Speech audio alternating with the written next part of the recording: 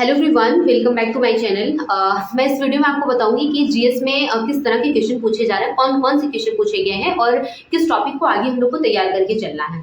तो जैसा कि अभी तक आप लोगों ने जितने भी शिफ्ट हो गए हैं उसके बहुत सारे रिव्यू देख लिए होंगे और आपको एक मोटा मोटा आइडिया भी हो गया होगा कि हाँ किस तरह के क्वेश्चन पूछे जा रहे हैं। तो आपको थोड़ी तसल्ली भी हुई होगी, क्योंकि जीएस एक ऐसा टॉपिक है जिससे बहुत सारे बच्चे डरते हैं कि हाँ बहुत टफ है, पता नहीं कहाँ से क्वेश्चन पूछ लिया जाए। अगर आपने बहुत अच्छी प्रिपरेशन की भी है जीएस के लिए फिर भी एक डर बना रहता है। लेकिन इस एग्जाम में जिस तरह से जीएस पूछा जा रहा है उसमें आपको बहुत ज्यादा डरने की बात नहीं। जितना क्वेश्चन सब कर रहे हैं उतना आराम से आप भी कर लेंगे। अगर आप थोड़ा एक्स्ट्रा उस पर मेहनत किए, जीएस पे एक्स्ट्रा मेहनत किए, तो हो सकता है 2-4 क्वेश्चन आप उनसे ज्यादा कर लें। और जो जिस हिसाब से क्वेश्चन पूछा जा रहा है वो बहुत मतलब अच्छा है और करने लायक है। तो सबसे पहले बात करते हैं कि मेरे एग्जाम में किस तरह के क्वेश्चन पूछे गए थे, मैंने किस किस टॉपिक को तैयार किया था। तो जैसा कि पिछला रिव्यू मैंने देखा था, 2-4 शिफ्ट का मैंने रिव्यू देखा था, तो उसमें 2-4 कॉमन टॉपिक थे। जनगणना पढ़ लीजिए, 5 ईयर प्लान पढ़ लीजिए, नृत्य पढ़ लीजिए, नृतक पढ़ लीजिए, ये सारी चीज़ पढ़ लीजिए। तो ये मैंने बार बार देखा था, तो मैंने ऑलरेडी इन सब टॉपिक को पढ़ा था, लेकिन फिर भी मैंने एक बार रिवाइज कर लिया कि इनसे क्वेश्चन आ गए तो मैं बहुत अच्छे से। तो जिस हिसाब से क्वेश्चन पूछे गए थे मैं पहले आपको वो बताती हूँ। सबसे पहले जनगणना का क्वेश्चन पूछा गया था। सबसे पहले छऊ नृत्य के बारे में पूछा था कि 2018 में संगीत नाटक अकादमी का जो पुरस्कार दिया गया था छऊ नृत्य के लिए, वो किसको दिया गया था। तो तपन कुमार ऐसे करके ऑप्शन में थे, मैंने उनको टिक किया था। उसके बाद जनगणना के क्वेश्चन थे, तो के क्वेश्चन पूछे जा रहे हैं कि जैसे आपको ऑप्शन दे दिया है कि जैसे सबसे कम जनसंख्या किस राज्य की थी 2011 की जनगणना के अनुसार, तो वो ऑप्शन के अनुसार आपको वहाँ पे टिक लगाना है। कि जैसे ये नहीं कि हाँ सिक्किम है, तो आप 1-2 नाम और एक्स्ट्रा याद करके चलिए, जैसे सिक्किम है, उसके बाद कौन सा है, उसके बाद कौन सा है। तो इस तरह आप याद करके चलिए कि 2-2, 3-3 नाम याद करके चलिए, क्योंकि अगर जनसंख्या से या जनगणना से क्वेश्चन दे रहा है तो आपको आसानी से क्वेश्चन नहीं देगा कि हाँ आपको नॉर्मल क्वेश्चन दे दिया आप आराम से करके निकल गए।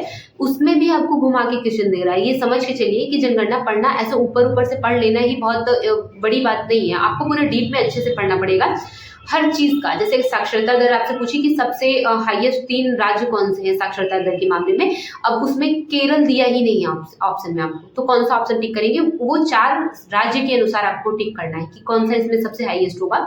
तो इस हिसाब से ये याद करके चलिए। आप 3 राज्यों को हमेशा याद करके चलेंगे, चाहे वो साक्षरता हो, सबसे कम हो, सबसे जनसंख्या ज्यादा हो, यूटी हो या राज्य हो। तो ये सारी चीज आप अच्छे से देख के चलिएगा, क्योंकि ऐसे क्वेश्चन पूछे जा रहे हैं। उसके बाद करंट अफेयर्स से क्वेश्चन पूछे जा रहे हैं। करंट अफेयर्स में जैसे आपसे जो आपने अभी तक जितने सारी नियुक्तियां और ये सारी चीजें पढ़ ली हैं, तो नियुक्तियों से क्वेश्चन बन रहे हैं और नियुक्तियों को आप बहुत अच्छे से तैयार कर लीजिए कि नियुक्तियों से किस तरह के क्वेश्चन बन रहे हैं। जैसे पूछ लो यूपीएससी के अभी हाल ही में कौन अध्यक्ष बनी है, और या फिर भारतीय सेना को कौन सूबेदार बना है, इस तरह के क्वेश्चन पूछे जा रहे हैं। तो आप नियुक्तियों को तो बिल्कुल भी स्किप मत करिएगा, इसको पढ़ के चलिएगा। और करंट अफेयर्स के 3 से 4 क्वेश्चन आ रहे हैं, तो ये समझ के चलिए कि हिस्ट्री ज्योग्राफी की बहुत कम क्वेश्चन थे। मेरे में तो हिस्ट्री ज्योग्राफी से बहुत कम क्वेश्चन पूछे जा रहे हैं। और जैसे कि हिस्ट्री से एक क्वेश्चन मेरे में पूछा गया था कि जब खिलाफत आंदोलन जब स्टार्ट हुआ था तो हिंदू मुस्लिम को एक करने के लिए कौन सा एक समिति का गठन किया गया था, इस तरह का क्वेश्चन पूछा गया था। हिस्ट्री से तो बहुत कम ही क्वेश्चन पूछे जा रहे हैं, और ज्योग्राफी से तो मेरे में एक भी क्वेश्चन नहीं था, मुझे जहां तक याद है, मेरी जहां तक समझ है कि नहीं पूछे गए थे क्वेश्चन।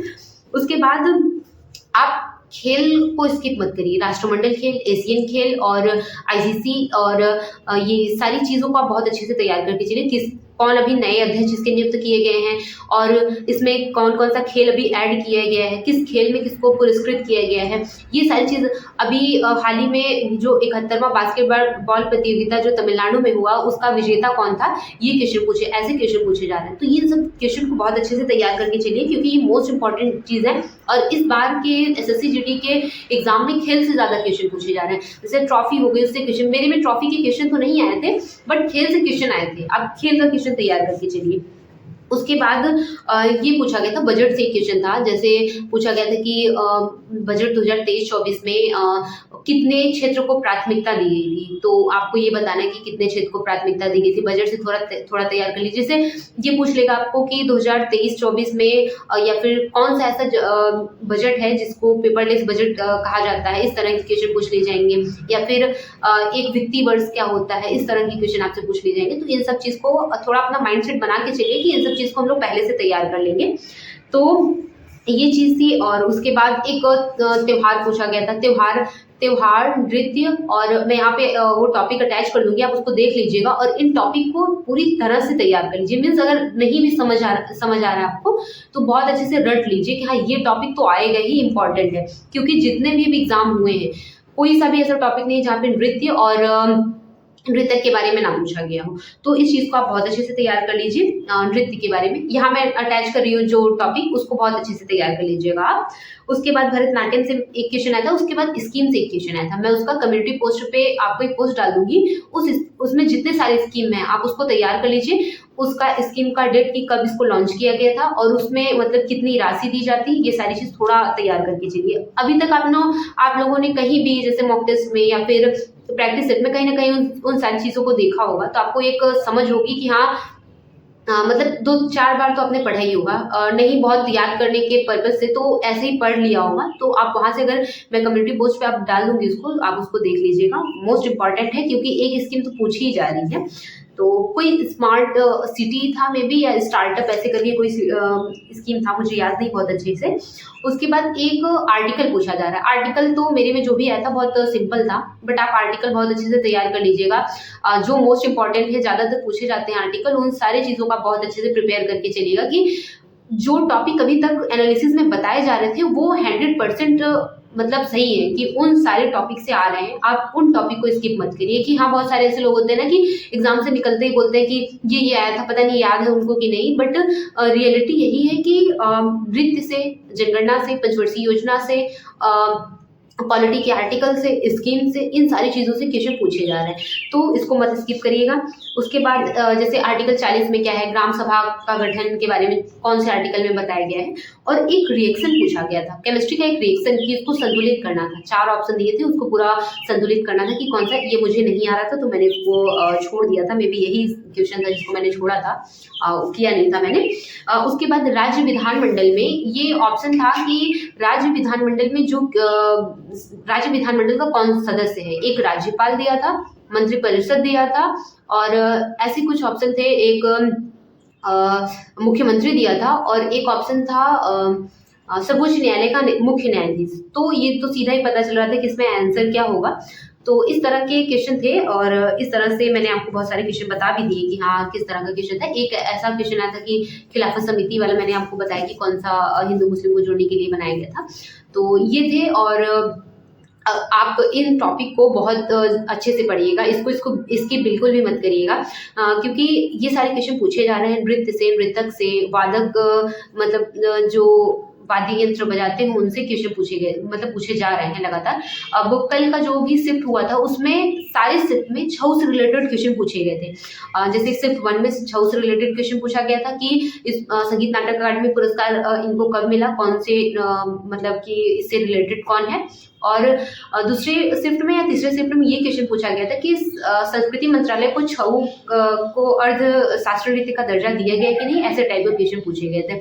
तो अगर कुछ भी आपको बताया जा रहा है, जो भी मतलब ये है कि खेल और इन टॉपिक जो भी मैंने यहाँ अटैच किया है, इन टॉपिक को 100% तैयार करके जाइए, क्योंकि जो बार बार बताया जा रहा है आपको, अगर आप उसको तैयार नहीं कर रहे हैं या फिर नहीं किए हैं या फिर एक ऐसे ऊपर से देख लिए और वही सेम क्वेश्चन अगर आपके एग्जाम में आ गया तो आपको बहुत रिग्रेट होगा कि काश कि मैंने उसको तैयार कर लिया हो। तो उस रिग्रेट से बचिए और अपना सारा सब्जेक्ट अच्छे से तैयार करके जाइए। इन टॉपिक को, एक छोटा टॉपिक तो है ही, आराम से तैयार कर लीजिए। जीएस के लिए आपके बहुत कारगर होगा और बहुत अच्छा आप वहाँ पे कर पाएंगे। जो अभी तक नहीं भी, मतलब जिसको ऐसा लग रहा था कि जीएस नहीं हो पाएगा, जीएस बहुत टफ है, वो भी आराम से क्वेश्चन वहाँ पे कर लेगा अगर इन टॉपिक को आपने अच्छे से तैयार कर लिया। तो बहुत परेशान होने की जरूरत नहीं है, और इन टॉपिक को अच्छे से पढ़िए और अच्छे से तैयार कर लिए। जो भी क्वेश्चन आपको नहीं आ रहा है, अगर आप वही समझ रहे हैं कि हाँ मैं यहाँ पे कर ले रहा हूँ या फिर नहीं कर पाऊंगा, तो आप उसको वहाँ से स्किप कर दीजिए। अगर नहीं आ रहा है तो स्किप करिए, आगे बढ़िए, और अगर आ रहा है तो उसको करके आगे बढ़िए। कि अगर ऑप्शन भी एलिमिनेट करके दो ऑप्शन में अगर आपको एलिमिनेट करना हो तो आप कर लीजिए वहीं पे। ये मत सोचिए कि बाद में आके इसको करूंगा। तो वहां पे थोड़ा, अगर आपके पास टाइम नहीं बच रहा है, अगर आपको हो सकता है कि आप रीजनिंग में क्वेश्चन छोड़े हुए हैं और उसको कहेंगे कि बाद में आके करूंगा, तो उसी में टाइम चला जाएगा। सबसे इंपॉर्टेंट है टाइम मैनेजमेंट। वहाँ टाइम मैनेज नहीं हो पा रहा है आपका, जो भी यहाँ टाइम लग रहा है, जो लैपटॉप या फिर कंप्यूटर से दे रहे होंगे उनका तो बेस्ट था, वो आराम से वहाँ पे कर लेंगे क्योंकि उतनी प्रैक्टिस बन गई थी टाइम मैनेज करने की। लेकिन जो फ़ोन से दे रहे हैं तुरंत टैप कर दे रहे हैं, उसके बाद आ जा रहा है, उसको कर्सर को ले जाओ फिर वहाँ पे टैप करो, ये सारी चीज़ थोड़ा उसमें टाइम लग रहा है। तो अगर आप टाइम मैनेज कर रहे हैं तो आपका एग्ज़ाम बहुत बेस्ट जाएगा। इन टॉपिक को बहुत अच्छे से पढ़ लीजिएगा, इन टॉपिक से ज़रूर से आपको क्वेश्चन देखने को मिलेंगे।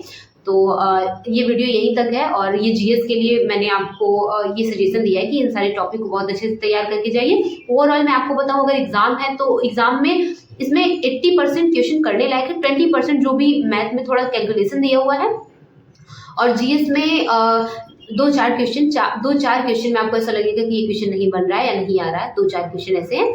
और रीजनिंग भी आराम से कर ले जाएंगे। हिंदी में 2 क्वेश्चन आपको परेशान करेगा, 2 क्वेश्चन तो 100% परेशान करेगा। अगर आपका पर्यायवाची और ये सारी चीज़ सही है तो आप वो भी कर ले जाएंगे। तो इस तरह था ये एग्ज़ाम और आप भी बहुत अच्छे से एग्ज़ाम दीजिए और बहुत अच्छे से प्रिपरेशन करिए। बेस्ट ऑफ लक सभी को। Thank you.